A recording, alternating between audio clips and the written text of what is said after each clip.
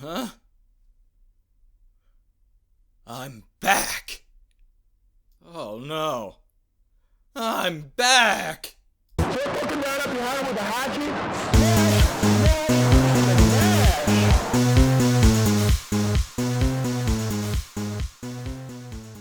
It turns out, the golden light people yap about is more or less Silent Hill in first person, only way more meatier. It sucks that Wesker's junk blew up my PC and made it basically impossible for me to make any more videos for like, I don't know, 4 months? Hold on. That can't be right.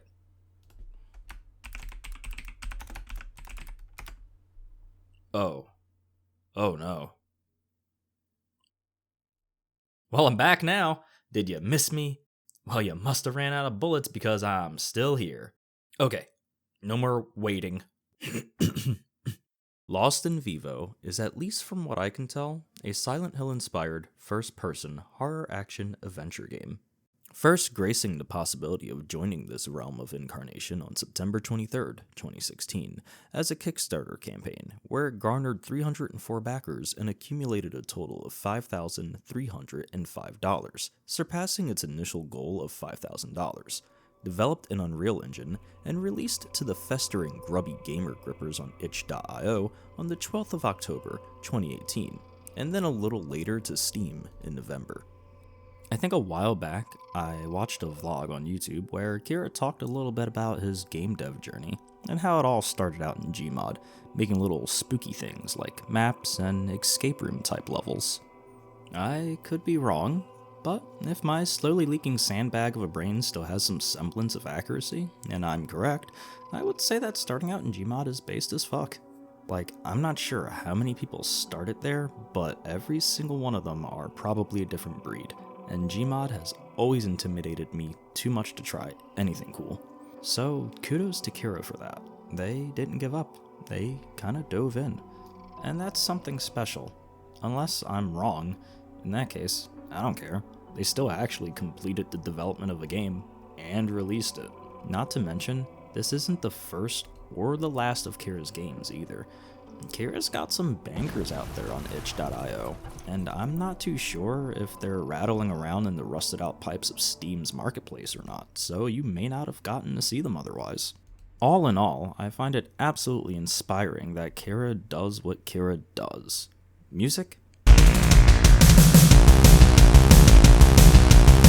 Yep, they can do it. 3D models and texturing?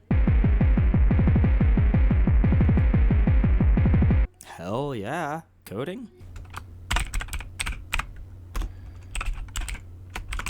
You bet your burlap sack full of unknown questionable lumps on a hook Kira can code. What are you, crazy? You know, it's all so amazing to me, and something I've long inspired to be more like. It takes a level of commitment that few can muster to complete a game project. A level, I'm sure, certainly not I can match.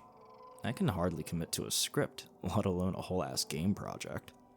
But I must say, although Kira sort of takes the spotlight Hideo Kojima style, because something I didn't know, but I had a hunch on. Kira summons the talent of 2 musicians for his projects, Lost in Vivo included. Which games? I'm not sure. I haven't played them all. But he does, and I think that's rad. You can definitely do more with more hands in any capacity, really. We'll get more into the music of this horror gem later, don't worry. Probably in the audio segment or something. Clandestine solo developers are really rare, because game dev is so brutal. So for this to be a collective effort is reasonable for sure, especially if you want something to get closer to what you envision, but may not necessarily have the skill set to see it done. In my eyes, it's not a cop-out to have some buds to lean on. It's the putting aside of ego and allowing the project to grow. It's having the ability to work with your comrades that can really make things go far beyond what only oneself could muster. In a timely fashion, of course. I love that shit, Chunies. Well, since I really don't know too much about the development of this game, other than what I've told you so far, I guess we should get into it, huh? Not to mention I'm like way overdue on a video, and I need to get this thing done. I could spend another 6 months researching, but how much deeper could I get, right? Like, how deep does the Lost in Vivo rabbit hole go? I'm not willing to fuck around and find out. So, I guess the next stop is gonna be gameplay. Yeah, you wanna hear about the gameplay, how the game plays, or something? Stick around. Lost in Vivo plays very much like a classic horror title from the Golden Age, but with some more modern seasonings sprinkled into it. One, and I think the only one, being a regenerating health system, like how more modern shooters such as Call of Duty have popularized over the decades. Remember when you had to find medkits in Call of Duty? I wonder whatever happened to that.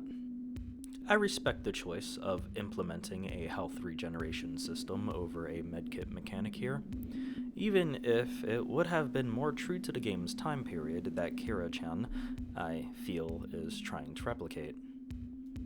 I also can't deny that I would have preferred that over health regen. At first.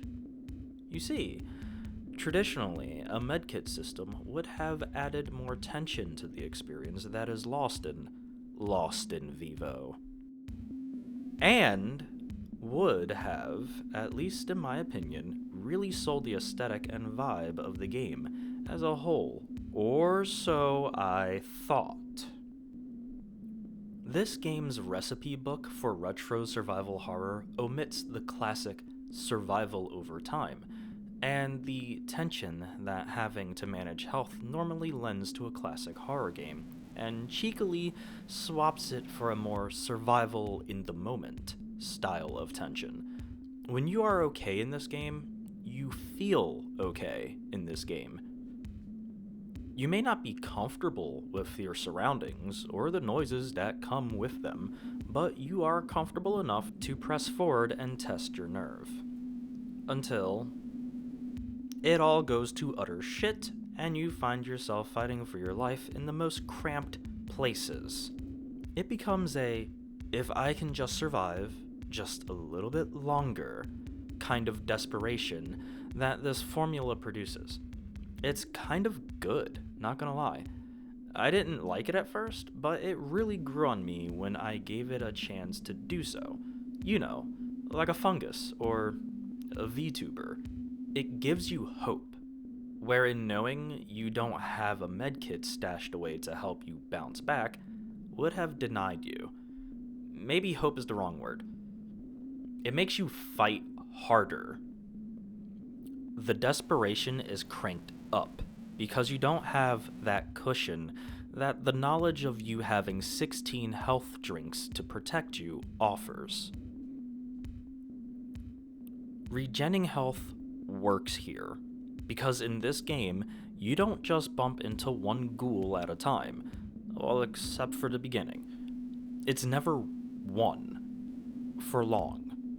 Medkits would have had to be popped left and right anyway, so why have them? Why not capitalize on the moment and take away from the player's sense of safety? It is a horror game after all. There's also your typical doors that need keys, and locks that need picking too. Surprisingly, I'm writing this like many moons after beating this game, so take it with a grain of salt. But I don't remember locked doors needing keys being too much of an issue. I mean, this game has them, but they didn't seem to halt progress too much.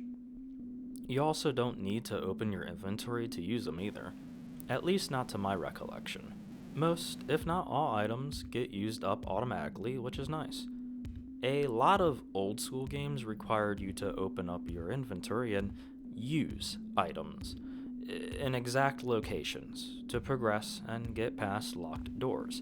I've always felt mixed on that aspect of older titles, to be honest. Many a time, I was stuck because the thing I just knew needed to be used in a specific area or on a specific thing, but was sent searching elsewhere for a puzzle piece because a "I can't use this here" message would send me searching elsewhere for sometimes days in the wrong area, only to find out I was right all along.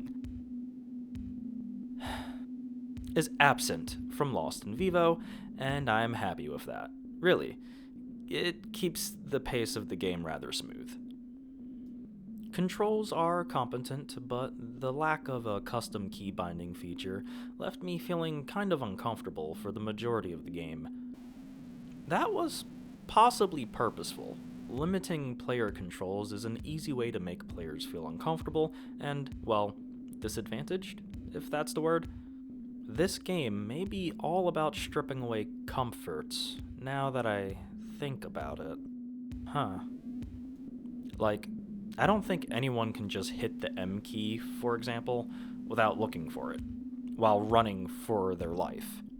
And if you're telling me you can, what are you? Some kind of gamer?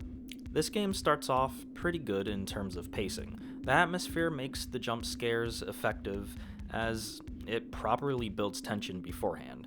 Yes, jump scares. Don't roll your eyes, it's rude.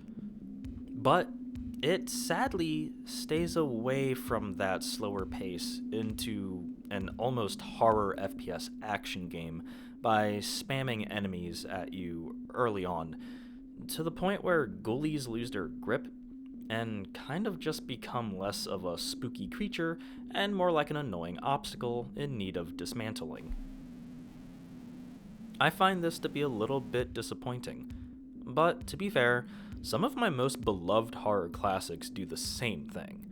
It just goes from 0 to 60 way too suddenly, in my opinion. Mayhaps just a little too often for my liking? I don't know. It also doesn't help that I'm not easily scared. I'm numb. I've gone numb. I go numb and fast. My tolerance for the spooky is high. If horror games were a type of pepper, I'm snacking on ghost peppers and brushing my teeth with reapers at this point. So, yeah. I think Kira was just trying to keep players from getting bored with the amount of action, and I get that. But it's a delicate dance when one of, if not the, two main sources of players' interest in this kind of entertainment is the monsters and the atmosphere. One should strive to preserve the interest of such things by not overutilizing or overindulging of said creepy element. The creepy thing is only creepy for as long as it remains somewhat mysterious. Use it too much and it becomes as scary as a loaf of bread. Environmentally, Lost in Vivo nails this. Right when you start to feel some sort of stagnation, you find yourself in a fresh new pair of uncomfortable pants. Oh yeah, that's right. One of this game's main horror themes is a little different. Not really. And it actually sticks to it quite well. Claustrophobia. Just about every stretch of this game is uncomfortably tight environments. Just like your mom. Hell, even the save points put you in a small room taken up by a large angelic statue and a really, really round Floros. Like, holy crow, my guy. You let yourself go. The hell happened to you between Silent Hill 1 and this? I mean, I've got nothing against thick polyhedrons, but you gotta do better. That can't be healthy. Jokes aside, the save room is rather tight and fits the theme well. Oh, and don't make the same stupid mistake I made and think it's only one save per room, just because our globular polygon vanished. It's fine, it'll come back. They always do. Another way this game likes to try and add some pressure, at least early on, is the use of a lockpick mechanic. Do not excuse me. I will not accept it. Whew. To pick locks in this game, you have a kind of move your cursor around a lock in a circle prompt thing. But I was never sure if I was just being prompted to move it in a circle, or if I was also supposed to move it at the same calm speed as the prompt. It seemed like it never really picked locks any faster when I tried to do them faster, or mayhaps I just suck at making circles with a mouse. There's also like these lost tapes that are kind of like mini adventures that have, I think, very little to do with the story other than like maybe two of them. One seems to be an origin story of the big bad of the game, and the other is sort of like a distorted memory of how you met your dog, I guess.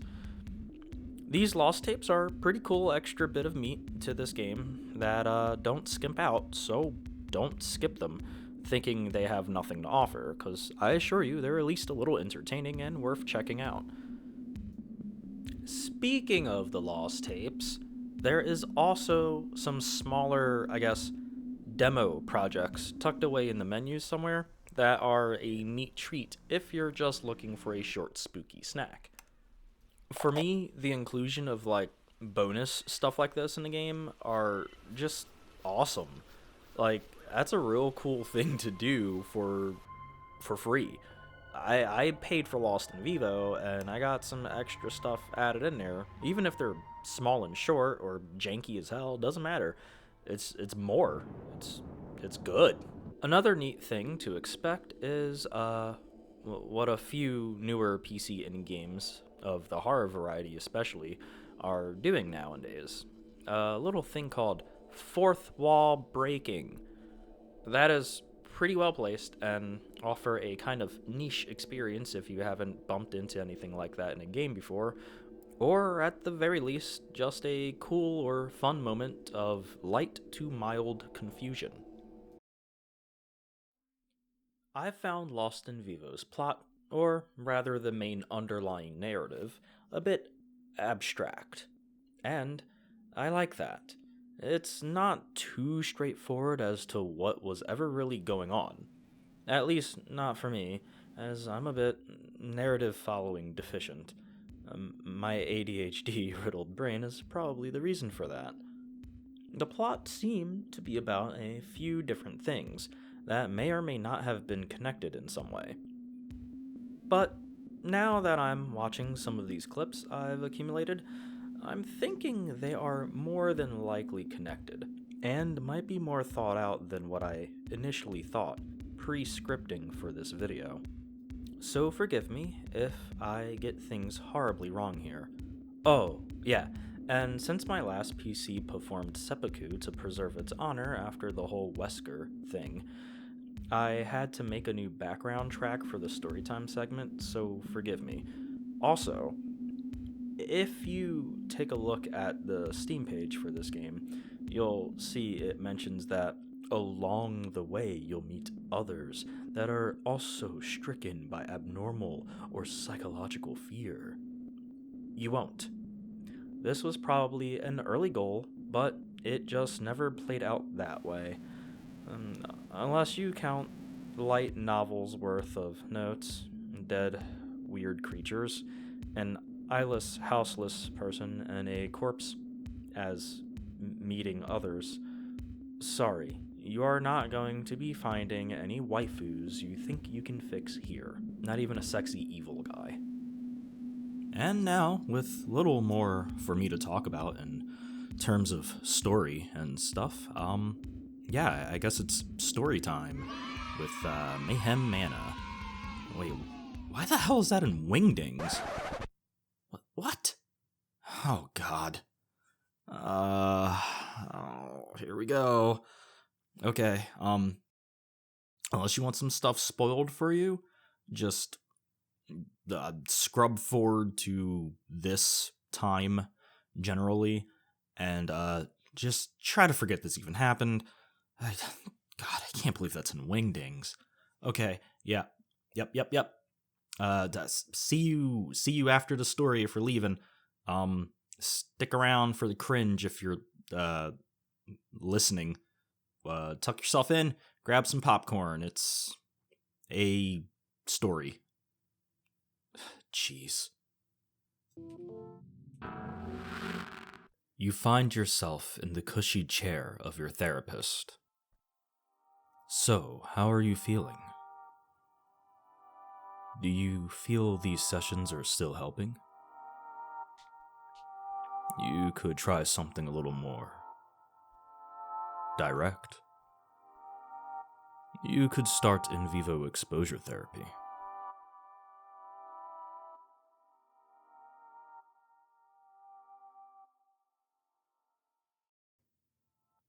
That thought, those last moments of therapy keep swirling in your head.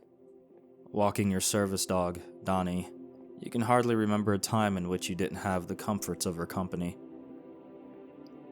It's a foggy, cold October day. Therapy ended at 6 today, so the sun is setting. You can smell the rain and the wind. The smell of the petrichor mixing with the earthy scent of decaying leaves is almost comforting to you. The breeze is starting to grow a little more brisk. A tiny bit of water rolls off of your brow, and with a flash, it starts to pour. A thunderstorm. This time of year? Of course. You think to yourself. All you want to do now is get out of the wet, windy back roads and cuddle up next to your little fur ball. Maybe watch a funny movie or a slice of life anime. Anything to take your mind away from the troubled reality of this world you live in. It seems like every week, a new person goes missing. It seems like every week, a new reminder of your past comes bubbling up from the sewers beneath this rotten world. Every flash of lightning is a trigger of events past that you somehow muster to swallow down. You notice some rumor mill-style tabloid article soaked into the mud right between the grass and the sidewalk, like a smear between the urban and nature. Illegal experiments. A man gone insane. Secret government tests. You can't help but become absorbed in the fantasy of it all before a bark from Donnie snaps you out of it. Right, you gotta get out of this downpour.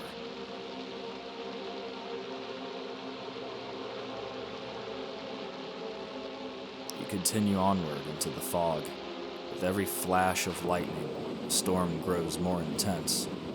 You can't help but look up at the sidewalk lights as you pass them by. This sucks, you think to yourself. Another flash, and you see Donnie struggling.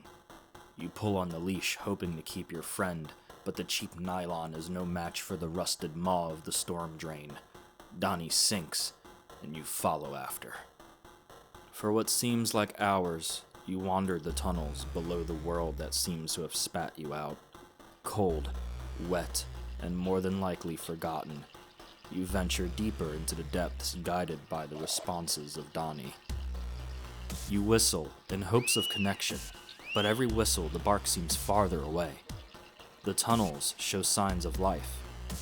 Small dwellings and graffiti are speckled here and there, but that provides you with more worry than comfort, knowing that you are the intruder here.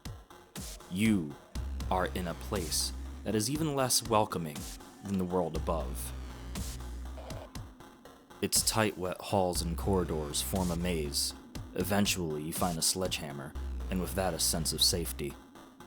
You continue with your methodic whistling in hopes of finding your dog.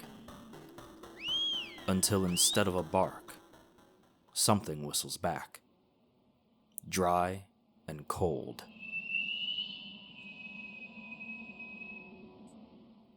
You could almost feel the chapped, parsed lips quivering into form to produce the eerie sound. But with no other way, you press towards the noise. You come across a scenario that makes little sense. Spoiled meat in the hollowed-out frame of an old CRTV, and a note explaining that it was all to pass time by watching a variety of insects come and play.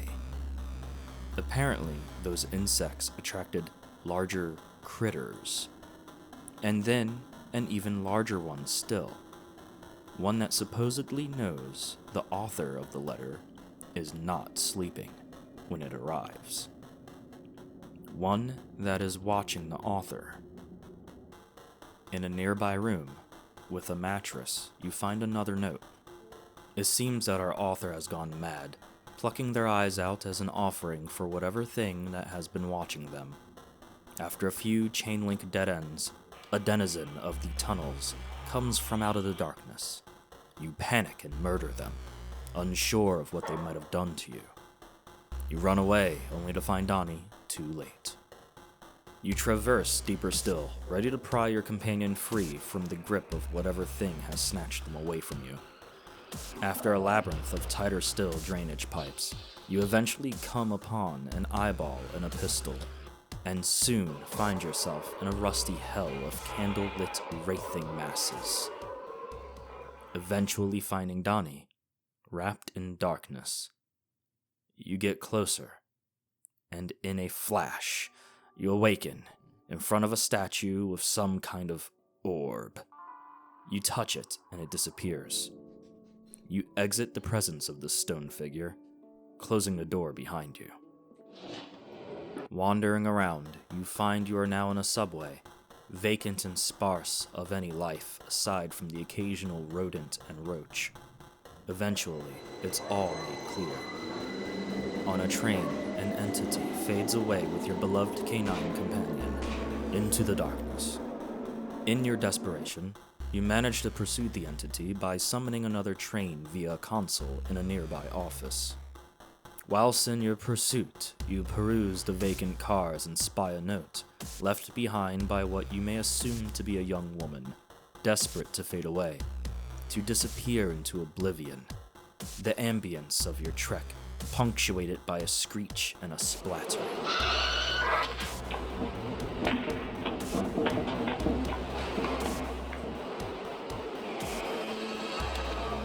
The car comes to a halt within walking distance from the next stop, as if it tried in vain to not meet flesh with steel. You get off, and gather that the station is in less than favorable condition. In a note from a previous worker, you find that in order to continue your pursuit, you must first turn on all the breakers for the other transit lines. You make your way towards the tracks, following the map you found in the office, towards another breaker. On the way, you notice a pair of shoes, dainty in position and worn towards the back, implying a slip-on nature. Woman's, size 9, if you had to guess. Adorned with an ornament, a yellow ribbon, suicide prevention or bone cancer survivor, or mayhaps something less ominous. Its message is unclear.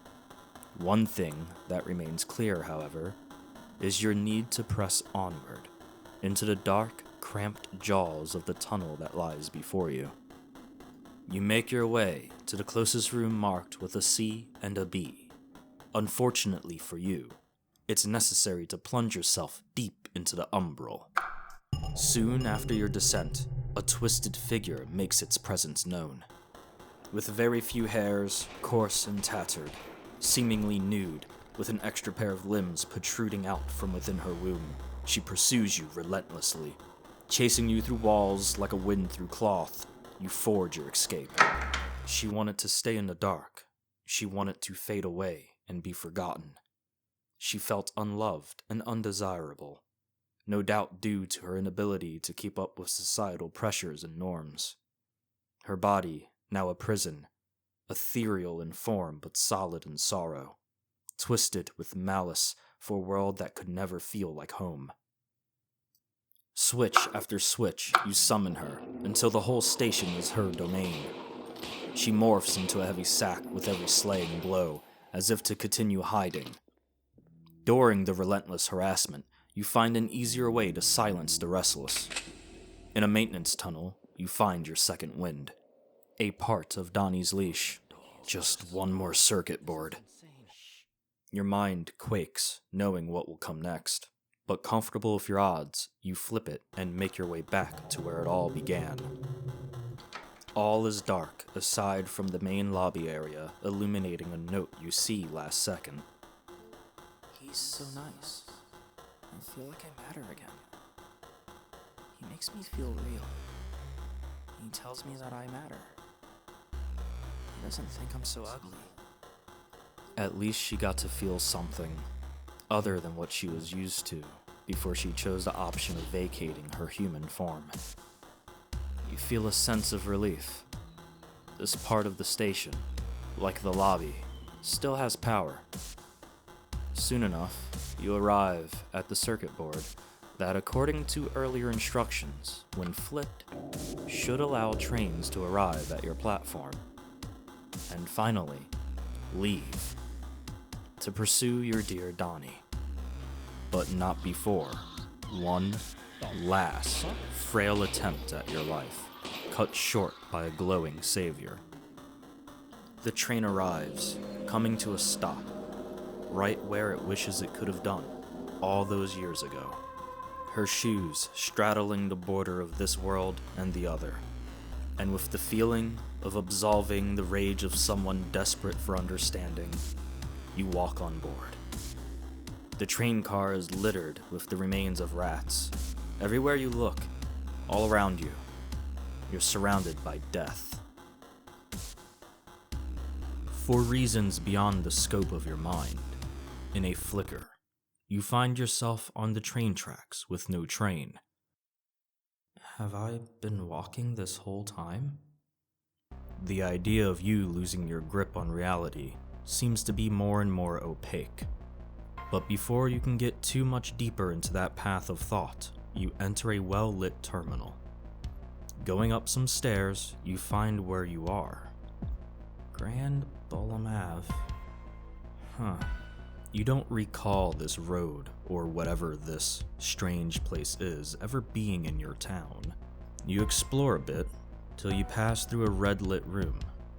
Though a bit unnerving, you pay it no mind until you enter an adjacent area.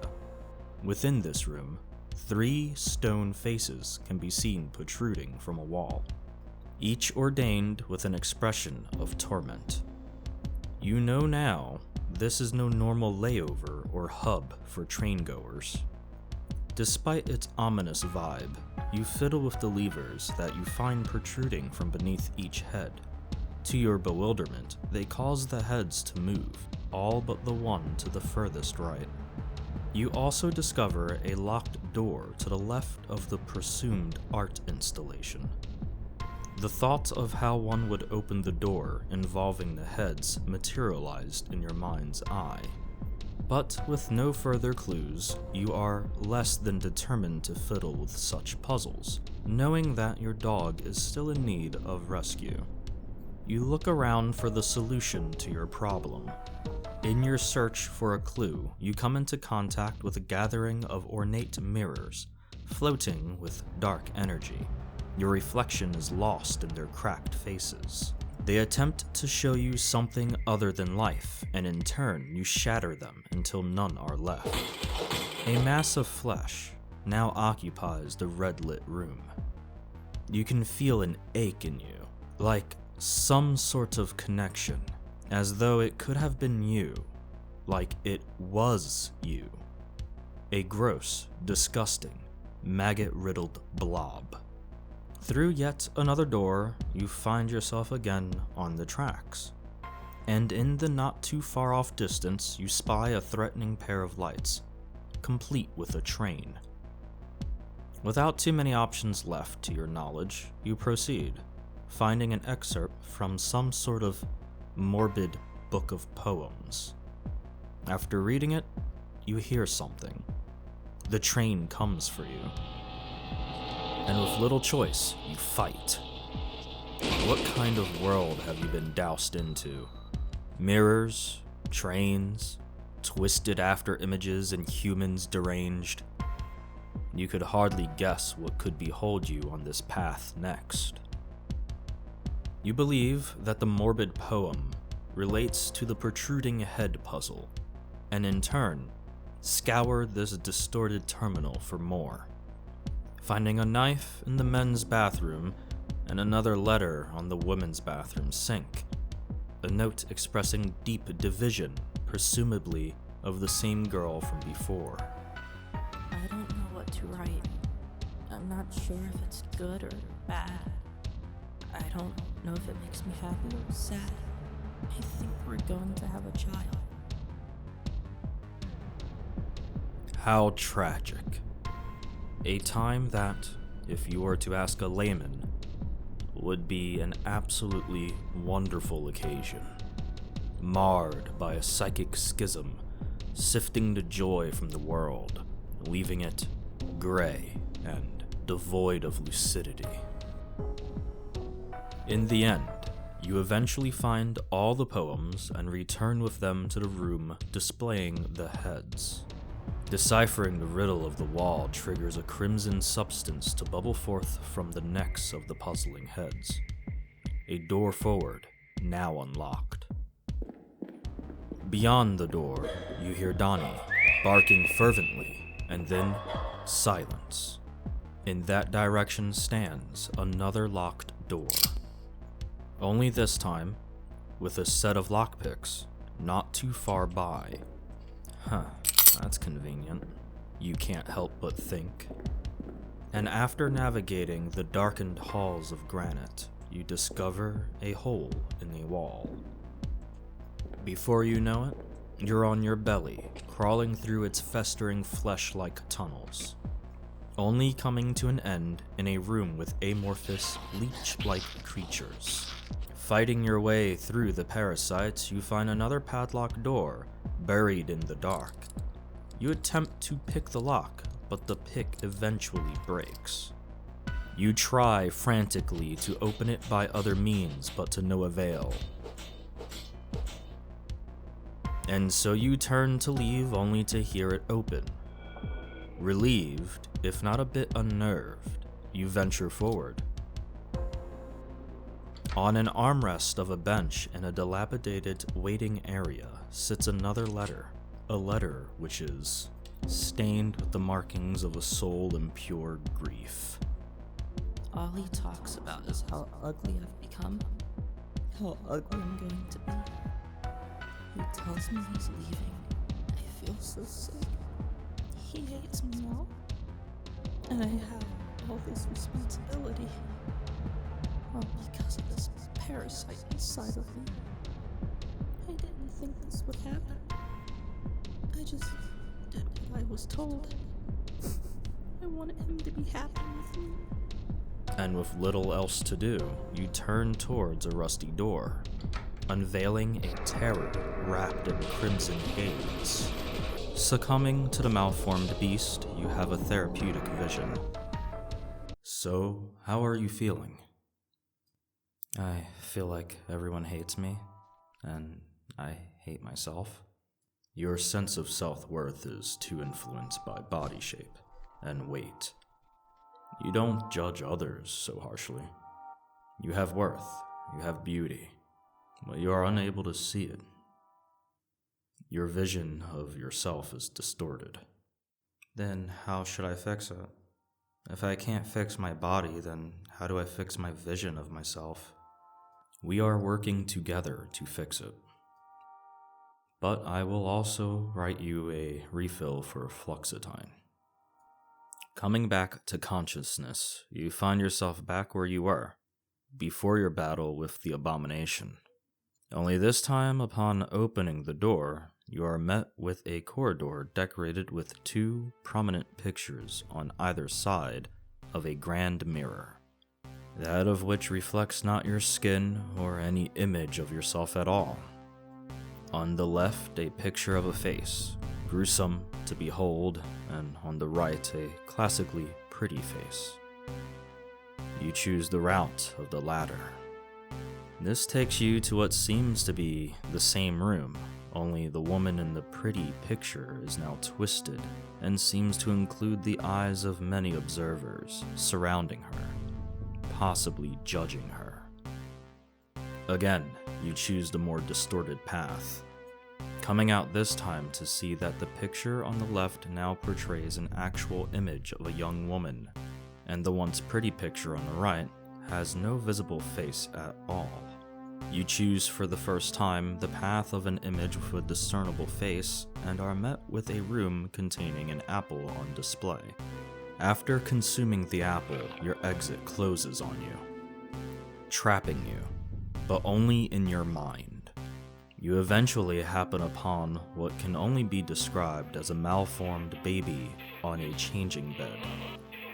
You claim the would-be infant and instantly find yourself in a small tunnel, on rails, again, where a train barrels towards you, only being stopped by the after-image of a woman, before vanishing.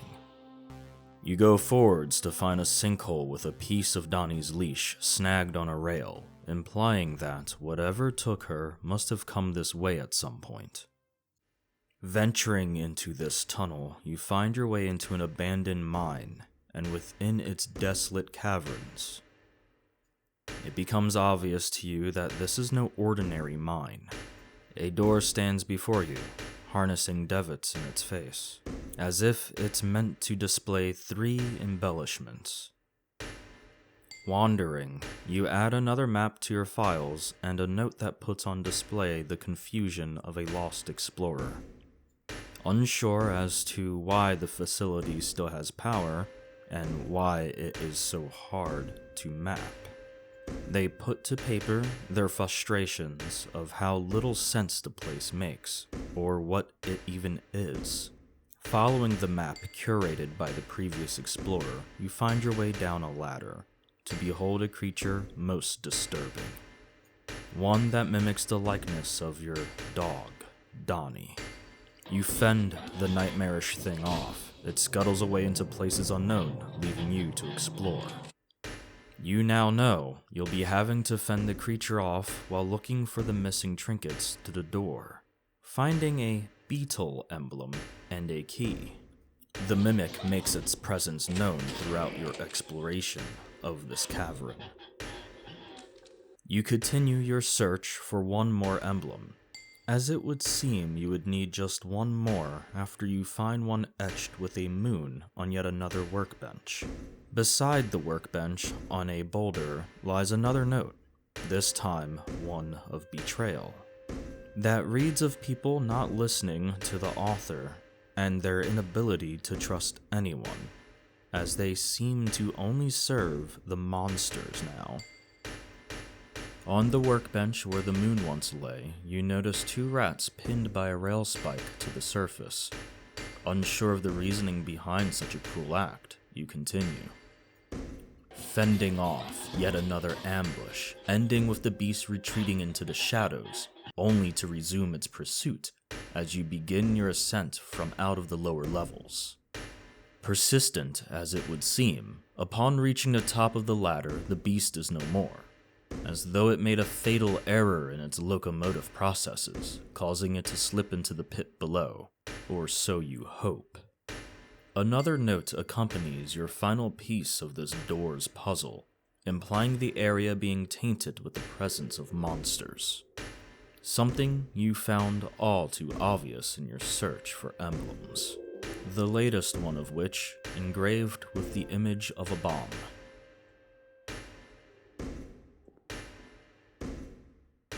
And just like that, with a satisfying click, you open a door to a world far removed from the one you were just in. A world of bright light and polished floors. The door behind you, closed, the handle rendered useless. You're not leaving, even with your dog, so it would seem. In these sterile halls, you gather a note from a Dr. Brundle that puts forth the claims of an experiment that was able to keep a rodent alive by replacing its hemoglobin with a drug. PA 22.12.15V. And a map of the facility. At one end of a long hallway with doors on either side stands a door with a padlock. Dr. Brundle sits on a placard with a almost arrogant air, as if only this one door was special enough to be locked just based on name alone. You locate another note behind a door from a doctor by the name of Piccanini. In this note, he details his experience with the lab rats and how their screams permeated his every waking thought, and as a result, his inability to find sleep. In the refrigerator next to his desk, you find many dead rats on trays. You explore a little more, finding out more about the plight of Dr. Piccanini. Apparently, a creature had become present in his dreams, one wrapped in dirty robes, one that silenced the screams of all the rats. He soon set his intentions on bringing this creature into this plane, despite his purpose in this facility being government-oriented. His new devotion, his new raison d'etre, giving birth to his savior, so it could silence everything. Whilst now on the lookout for a creature and a key for the padlock, you find a dimly lit room with what looks to be a large machine of some kind, surrounded by old PCs. And on a table with a few desktop stations, you retrieve a memo from a Dr. G.L.A., the contents of which tell of a cassette that was found in the ruins of a farmhouse by a mountain survey team. The tape, when put through a spectrogram, has images of trees and animals on it. And after listening to the tape, researchers have been hospitalized for mental health concerns, becoming engrossed in the belief of a being they called Byagototh. After indulging in the tale of the tape, you find the mythical cassette on a small surface protruding from the machine that sits in the center of the room. Your patrol of the sterile halls takes you one echoing footstep at a time, closer and closer, to a confine you feel may be the one that marks the end of your peaceful transversal from room to room and letter to letter. You brace yourself for what may lie in wait behind the next door. Though you tried, you were still not prepared for the horrors that awaited you beyond. Two abominations to the world of science. They cry out almost like infants, their form much like rats with human heads, obscured in bandages with bloody faces. They succumb to your hail of bullets. You sit in a moment of shock. Not too far off, you spy another entry for your notes. One of Dr. Brundle's, expressing a deep need to vacate the facility because of the outcome of his project being creatures that should not exist, and the confusion of if what they have done was the only outcome possible or a terrible mistake. On display in this darkened room, you can surmise the different stages of life for the ratmen that you have just slew. And yet, another letter from Dr. Piccanini, praising his great savior that he refers to as Sotiris. He confesses in it that he has been stealing lab rats from their safe cages and putting them in a hole with Sotiris. Unsure if anything would truly transpire, he left.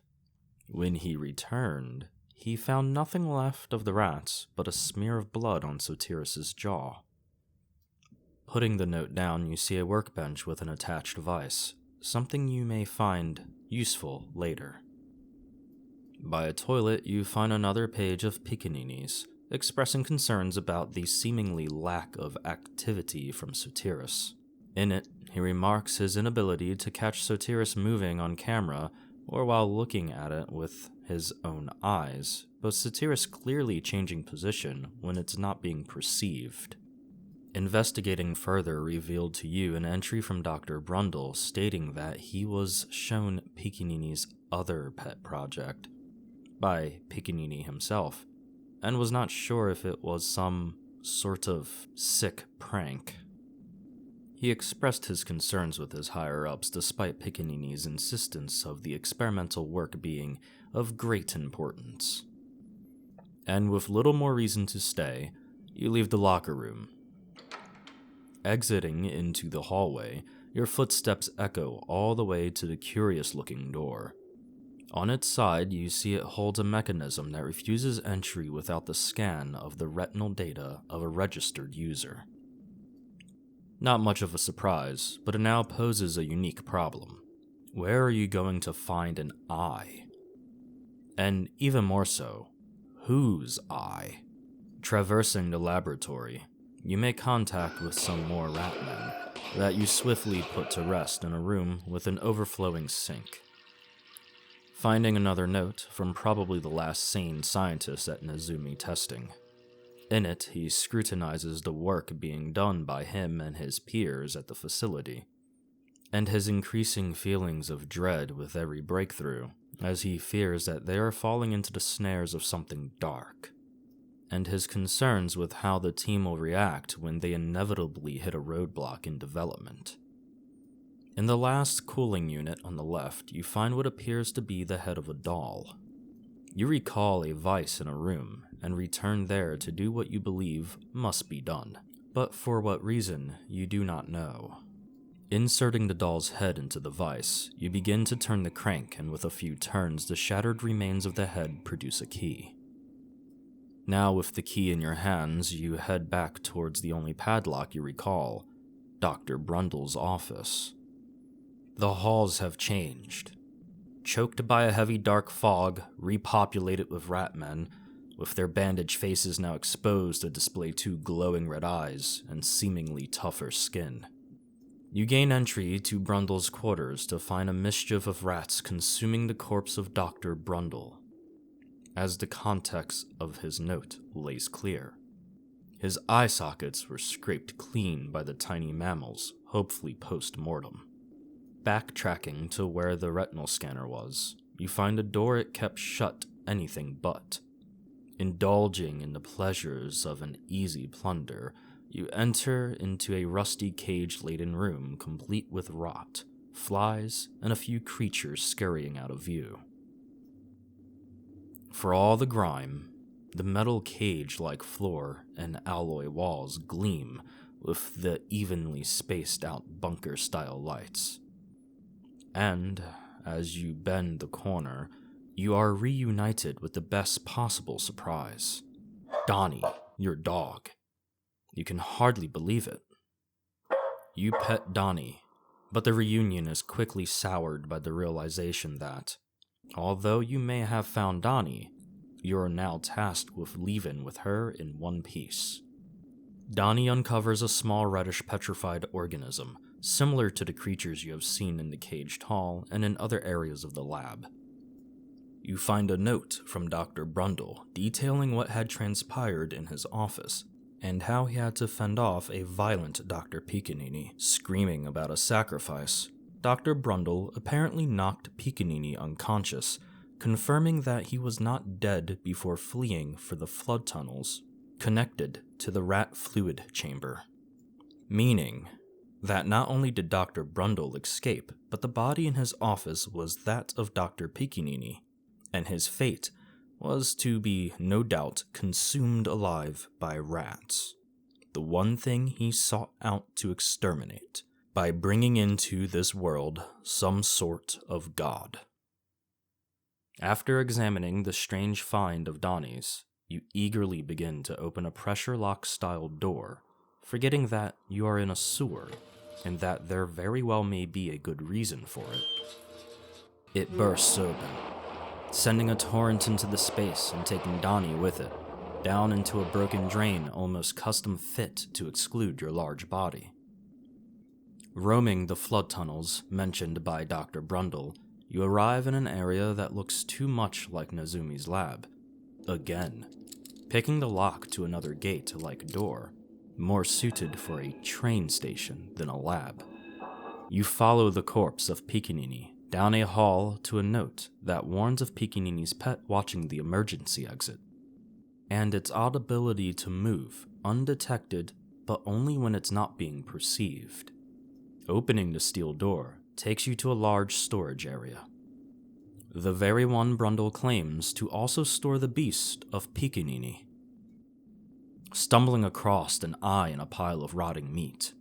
You dance your way around the one called Sotiris to the retinal scanner as you take your leave from the waltz with the would-be god. After a short elevator ride, you are transported to a more familiar setting of dark, wet halls. You crawl until you encounter a door that looks far too out of place for the environment. Investigating further, you enter a room that seems almost removed from time due to its extreme juxtaposition in tone and atmos to its exterior surroundings. On the wall in front of a computer desk, you find a map that resembles an X-ray, and on a door around the corner awaits a note, all too familiar, stating the need to turn off the breaker boxes to reset the system. You're almost completely sure this note was at the subway, but clearly you are far from the subway. You start to wonder if maybe you're losing your grip on reality, and have been for a while. Somewhat aimlessly wandering these halls, you find a page from a children's creepy stories book. In print, it tells a dark tale of a filthy old man that would spend all his time soaking in filthy water and listening to a radio till one day he fell victim to death's touch, the result of the radio falling into the tub. Slightly amused, you saunter up an incline with an odd flickering glow. There you find a mass with a mouth, appearing to be a brain. Your brain. You silence its proboscis with a mallet of iron, before swiftly retreating in disbelief, only to face the machinations of an angel flown astray. An abomination made of mouths approaches. You remember the radio in the bathtub from the macabre tale and concoct an electrifying strategy, one that proves effective in warding off the multi-mouthed behemoth. It would seem as though you have fended off a possible egregore of gluttony come corporeal. Your prize? Another belittling discourse with your brain, followed by a change in perspective as you become one with man's best friend. The role now reversed. You bark and wait for your master's whistle. Following it, you come to a door too heavy for your corgi form, and your consciousness slips back into a state more familiar. Unsure if that was a vision of events past, you rush to open a door in front of you, but upon examination, you see that something much stronger than Donnie awaits behind it. That's when it makes itself known. In a blackout, only illuminated by your flashlight, the beast of many mouths attacks. You fight with no visible escape, falling to your wounds and awakening in a small room lit by an artifact. Leaving this room, you approach the breaker box and door from what you could only assume to be your nightmare, only to find the door, well, blocked. On a nearby table, you pick up another page from a book of dark tales, one of an old man and his dog. He loses his dog on a walk one night, but the dog eventually turns up. Walking back into his home, he retires to his bed, only to see his dog still outside, bare of flesh. A grisly tale for sure, and one that may yet still hold a tip for you. Knowing this, you hold it dearly in the recesses of your mind. After some time wandering the sewer-like labyrinth, you find another tale dismembered from its book. This time a story of a great beast in an old forest. One that terrorized a town, but before too long fell to a trap, pinned by a giant tree and slaughtered by the town's defenders. Ah, another clue to keep in your repository. You meet yet again with your disembodied gray matter, and once again you shoot down its bombastic slanders. You know who you are now. You know what you must do, and not even you are going to get in your way. And not a moment sooner, from out of the shadows, the beast appears. Thinking quickly, you make your way towards a giant floodgate with a plan to pin the beast, but only after 2 attempts does it prove successful. Its face warped and bloody, pulsates before rupturing forth a smaller, skinless version of itself, like the dog without its pelt. You finish it off. Now, finally, with all the breakers switched on, the out-of-place door should be unlocked. Backtracking, you open the path to the room that would hold the mysterious door in question, only to be met with a hallway. The door behind you, now absent of a handle. Declining into a room with a familiar hole, remembering Donnie being swept away and having little options left, you jump down. Down here, you discover a flesh-like hole in the wall. Crawling in, you wiggle your way through the sticky tunnels, eventually encountering a few very large roaches that you slay. After an uncomfortable amount of time, you exit into a room that looks to be covered in rust and flesh. Passing through a few doors in this putrid place, you are greeted with a new foe. One that is hollow of body, yet spews forth a crimson corrosive from its twisted face. Putting it to rest, they dissolve into an almost gelatinous sludge of blood and tissue. Going deeper still, you venture into another mine-like setting, with an area sprouting many strange tendril-like growths with pulsating bulbs from the floor. As entrancing as they are, in just one room over, graves lie in wait, one with a note that can only be read by you.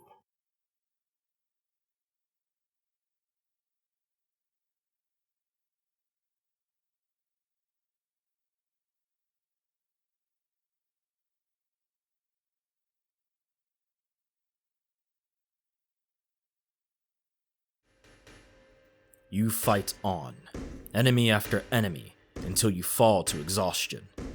When you come back to consciousness, you're on the other side of a door. Did you fight your way all the way here while in a fugue state? The door behind you is now void of any way of opening it. Did you just give up on Donnie? You wrestle with the regret of leaving, but deep within your core, you just know. You have to keep going. Climbing, with a heavy heart, up a ladder into the blinding light of day, you're greeted with a bark. It's Donnie.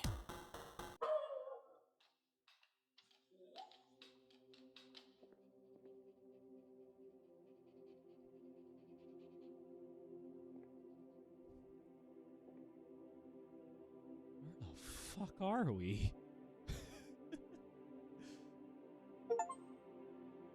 You escape the confines of the sewer and reunite with your dog. You feel that your experience has changed who you are, and that the barriers of life that once restricted and intimidated you have now fallen away. You've been to hell and back, confronted your fears, and gotten stronger.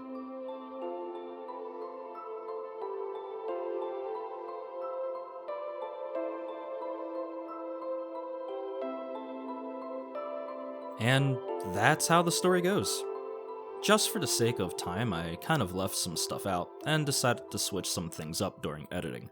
But that didn't seem to help at all. I think I need to learn how to spoon feed whole-ass stories better. But if you are still here, or if you skipped story time, don't know why you would, we're about to get into the audio segment. Trust, dude, it's not that long, okay? The industrial rhythmic bangs and screeches early in the game proliferated my ears, but I, being a fan of the genre, can say there is something to be had there. Low, foreboding rumbles and ominous metallic drones kept me adequately discomforted while trying to find my pepperoni. The echo of my character's whistle, followed by hope-tainted silence, waiting to hear my whittled pup's comforting, borking reply, sometimes gave way to dread when no barking was to be had, leaving me to feel lost and truly alone. I don't think it's a mechanic for a long stretch of the game, or maybe I'm just a bad dog dad, because it's not really a core gameplay mechanic so much as it's a narrative/world building tool that I kind of wish was more implemented in some way. Like an audio-based hot and cold hint helper thing. Like if Donnie was trying to guide you towards her, but then again, it would probably beg the question, how the fuck is my dog always just out of reach? So yeah, it's probably for the better that it's not a core element. Some in-game elements seem to be missing some audio, most notably the chains in the mines. Or maybe the whole damn game, if you're just booting it up for the first time, apparently. It's a common bug though. If you play with the audio a bit and then reboot it, it should work. At least that's how I got it to work back in 2020. Hell, that could be fixed by now for all I know. Audio-wise, this game is a treat. It sets the mood really well. The desolate soundscapes punctuated by a world falling apart, failing machinery, rusty doors, and echoing footsteps to list a few are done well here. Some things sound like they are whining in anguish, like a malfunctioning escalator that you find close to the beginning, for example. It's just a broken escalator, but it has this dreadfully familiar undertone of sounds an injured dog might make. I never would have thought I'd feel bad for a set of stairs before, or unsettled by a set of stairs. But that's what I love about video games. They are truly an art capable of unearthing emotions in the most unique and unlikely ways. Lots of little, somewhat nostalgia-inducing blips and bloops are also scattered around to help sell the theme the art direction takes inspiration from, which is retro horror games like its main draw of inspiration, Silent Hill. Enemies come into tune with an unsettling industrial track painted onto a noisy static backdrop.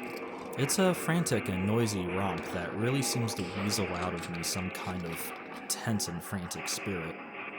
There's these cool, distorted, disembodied voices that I really like that you run into in the Lost tapes that are eerie as all heck.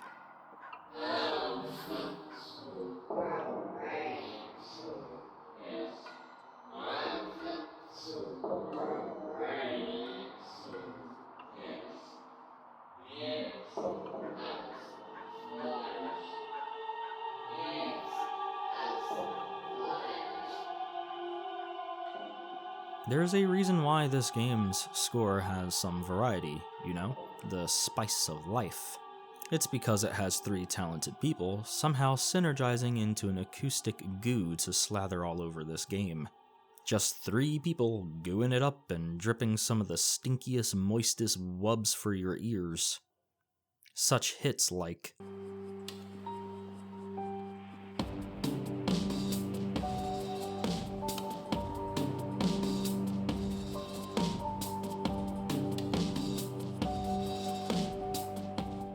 or...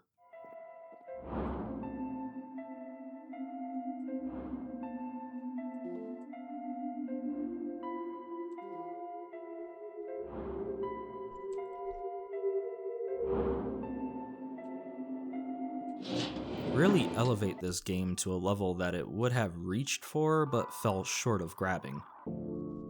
I didn't dig too deep into it, so I don't really know who did what, but it all comes together really well, and if I don't stop yapping about the audio, I don't think I ever will. Just know that if you choose to venture into the world of Lost in Vivo, then your ears are in for a treat. Graphically, Lost in Vivo is almost true to the era it intends to replicate. You can clearly tell that Kira is competent with the tools they have at their fingertips. Some of the details they were able to put into some of the models are just fantastic. Sadly, you don't really get to take them in during regular gameplay sessions because of how fast the combat can be, but when a mob dies, you can be a creep and kind of just hover over their corpse and check them out. Or you could be a normal-ass person and unlock a kind of museum for most, if not all of the game's renderings by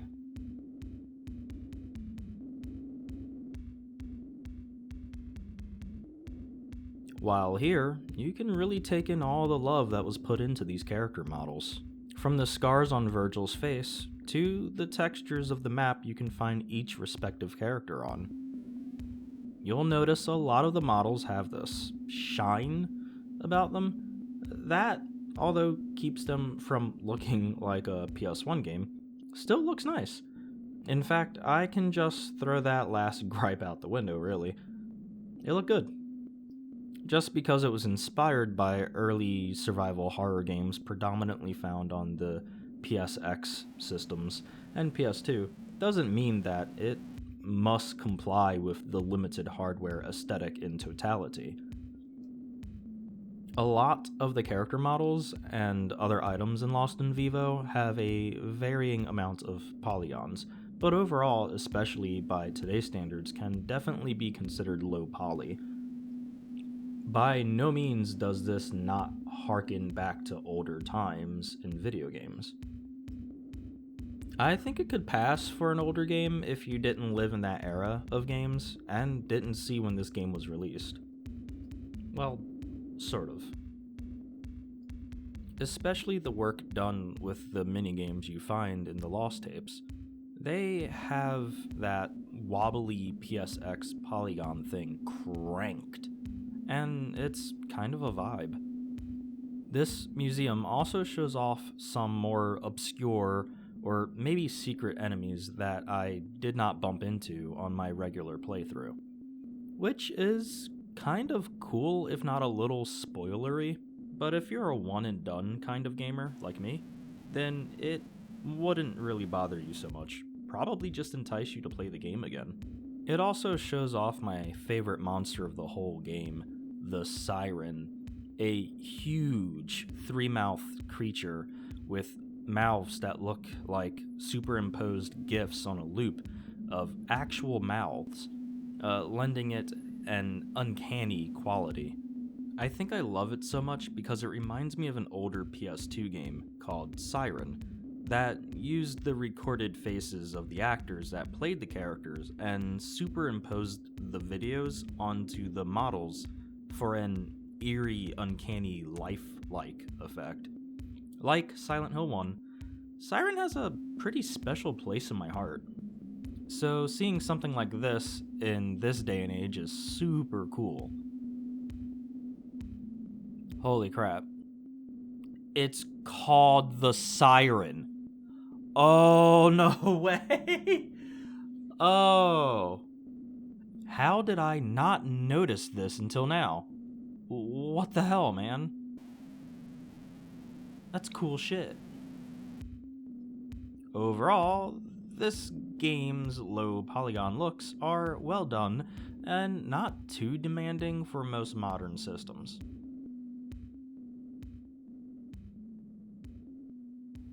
Let's see. The minimum, you would need an operating system of Windows 7, Intel Core 2, 4 gigabytes of RAM, graphics card that will have some gigabytes too, 2 of them, storage 600 MBs. I'm always choked up on if I should say megabytes or millibytes, don't know why. Recommended specs, that would be Windows 10, processor of an i7, I guess 3rd gen, or is it just running at 3.60 Hz? I don't know. Memory 8 gigabytes of RAM. Graphics card 2 gigabytes of some NVIDIA stuff. You're good, but you can run this game. I think if you're watching this, you can run it on what you're watching it on. I think. Don't hold me to it. I'm just saying. Yeah. Overall, I think Lost in Vivo is a game worth playing. The story isn't too straightforward and allows opportunity for the player to piece things together on their own. It's got a good spooky atmosphere, and although some things could have been better, it's not as bad as it could have turned out. Music is good, and the designs of some of the enemies are pretty neat. There was some love put into this one, and it shows. Well, that kind of sums it up for me. Thanks for watching, and if you don't want to miss out on another season, you might want to sub and bell up. If you liked this video, drop a like, and stay tuned for season 2. Hopefully before next year, as I plan on doing 3 horror or horror-related games with a chosen theme per season in lumps at a time. If season 1 wasn't for you, maybe next season will do something for you. It'll either be man-themed or vampire-themed. Comment, I like men, for a man-themed season, I guess. Or suck me dry, for a vampire-themed season. That sounds appropriate. I'll give it a month before I start. That way all 9 of you can have a say. Yeah, stay tuned and stay rad.